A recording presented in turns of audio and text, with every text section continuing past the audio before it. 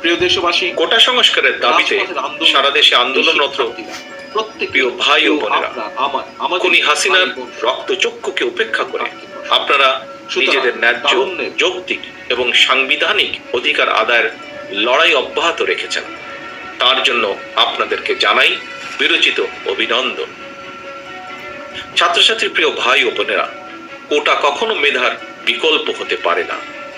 এই অন্যায্য কোটার কারণেই দক্ষতা এবং মেধার পরিবর্তে জনপ্রশাসন বর্তমানে সম্পূর্ণ দুর্নীতি নির্ভর হয়ে পড়েছে।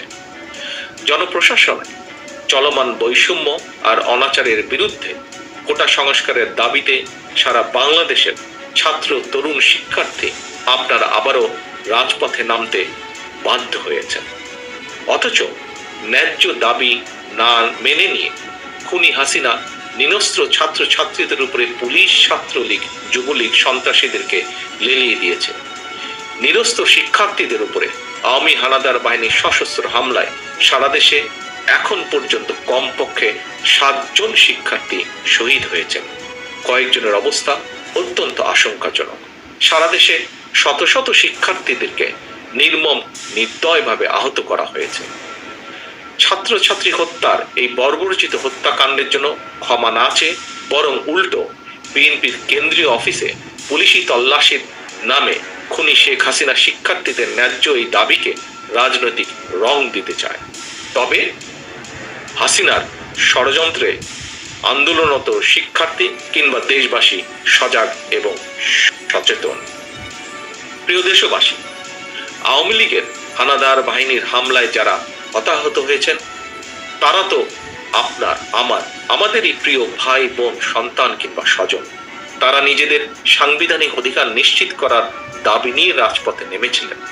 সাম্য, মানবিক মর্যাদা নিয়ে একটি স্বাধীন রাষ্ট্রে স্বাধীনভাবে সম্মানের সঙ্গে বাঁচতে চেয়েছিলেন।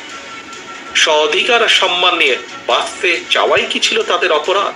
কেন আন্দোলনরত ছাত্রছাত্রীদের উপরে এমন বর্বরচিত হামলা চালানো হলো? আন্দোলনরত ছাত্রছাত্রীদের উপরে কেন গুলি চালানো হলো? হাসিনা জঙ্গি বাহিনীর আক্রমণে শহীদ প্রতিটি ছাত্রছাত্রী ছিলেন তাদের নিজ নিজ পরিবারের এক একটি স্বপ্ন। রাষ্ট্রের সামনে ছিলেন এক একটি সাফল্যের সম্ভাবনা।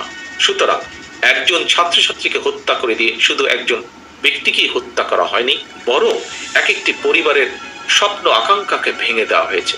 এক একটি পরিবারকে পথে বসিয়ে দেওয়া হয়েছে। বিনা ভোটে অবৈধভাবে রাষ্ট্র ক্ষমতা কুক্ষিগত করে রাখতে রক্ত পিপাসু হাসিনা এভাবে আর কত মানুষের জীবন কেড়ে নেবে, আর কত পরিবারের স্বপ্ন কেড়ে নিলে খুনি হাসিনার রক্তের নেশা মিটবে।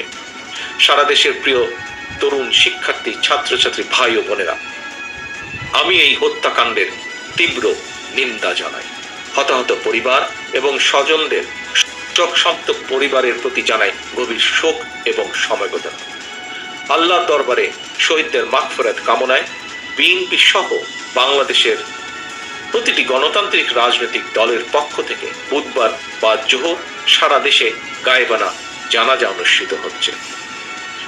প্রিয় দেশবাসী, একজন শহীদের সন্তান হিসেবে, স্বাধীনতার ঘোষকের সন্তান হিসেবে, একজন বীর মুক্তিযোদ্ধার সন্তান হিসেবে আমি বিশ্বাস করি, আমার দল বিএনপি বিশ্বাস করে, চাকরি ক্ষেত্রে 56% কোটার বিদ্যমান ব্যবস্থা অবশ্যই আমাদের মুক্তিযুদ্ধের মূল মন্ত্র, সামাজিক সুবিচার, মানবিক মর্যাদা এবং সাম্য, এটার বিরোধী। কোন সভ্য রাষ্ট্র ও সমাজের শাসন প্রশাসন দা চাপাতি, কুড়াল কিংবা হেলমেট বাহিনী দিয়ে চলতে পারে না। জ্ঞান ভিত্তিক রাষ্ট্র এবং সমাজ বিনির্মাণ করতে হলে, বর্তমান প্রতিযোগিতামূলক বিশ্বে টিকে থাকতে হলে মেধাভিত্তিক শাসন প্রশাসনের কোনোই বিকল্প নেই। এবং এ কারণেই সরকারি চাকরিতে কোনোভাবেই 5% বেশি কোটা রাখার কোনোভাবেই যৌক্তিক নয়। শিক্ষার্থীদের উদ্দেশ্যে, সারা বাংলাদেশের শিক্ষার্থীদের উদ্দেশ্যে আমি বলতে চাই, জনগণের রায় বিএনপি আবারও সরকার গঠনের সুযোগ পেলে সংবিধানের 29 বিধির আলোকে অবশ্যই কোটা সংস্কারের যৌক্তিক এবং ন্যায্য দাবির বাস্তবায়ন করা হবে ইনশাআল্লাহ। প্রিয় দেশবাসী, রাজপথের আন্দোলনকারী এই শিক্ষার্থীরা প্রত্যেকেই কেউ আপনার, আমার, আমাদেরই ভাই বোন, সন্তান কিংবা স্বজন। সুতরাং তারুণ্যের ন্যায্য অধিকার আদায়ের এই চলমান লড়াইকে সফল করতে অভিভাবক হিসাবে অবশ্যই আমাদের সমর্থন সহযোগিতা অব্যাহত থাকবে।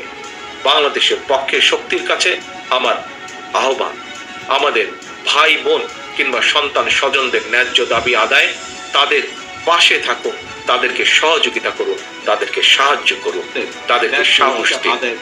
আওয়ামী হানাদার বাহিনীর নৃশংসতার বিরুদ্ধে রাজপথে প্রতিরোধ গড়ে তুলতে সাহায্য করুন, তাদেরকে সহযোগিতা করুন, তাদেরকে স্লোগান তুলুন, ফয়সালা নয় আদালতে, ফয়সালা হবে রাজপথে। প্রিয় দেশবাসী, বিগত 17 বছরে বারবার প্রমাণিত হয়েছে খুনি হাসিনার হাতে কেউ নিরাপদ নয়। এমনকি এই দেশের বা আমাদের প্রিয় মাতৃভূমি বাংলাদেশের স্বাধীনতা, সার্বভৌমত্ব নিরাপদ নয়। মিথ্যাবাদী প্রতারক হাসিনার কবল থেকে রাষ্ট্র ক্ষমতা উদ্ধার করে জনগণের কাছে জবাবদিহিমূলক সরকার প্রতিষ্ঠা করতে না পারলে ছাত্র বলুন, শিক্ষক বলুন, যে কোনো পেশাজীবী মানুষের কথাই বলুন না কেন, কারো কোনো দাবি আদায় হওয়া সম্ভব নয়। ন্যায্য দাবি কোনোভাবেই আদায় হওয়া সম্ভব নয়। সুতরাং দেশ এবং জনগণের স্বাধীনতা রক্ষায়, মানুষের রক্ষায় হোক এই মুহূর্তের স্লোগান দফা 1, দাবি 1, খুনি হাসিনার পদত্যাগ। আল্লাহ হাফেজ। বাংলাদেশ জিন্দাবাদ। বাংলাদেশ জাতীয়তাবাদী দল জিন্দাবাদ।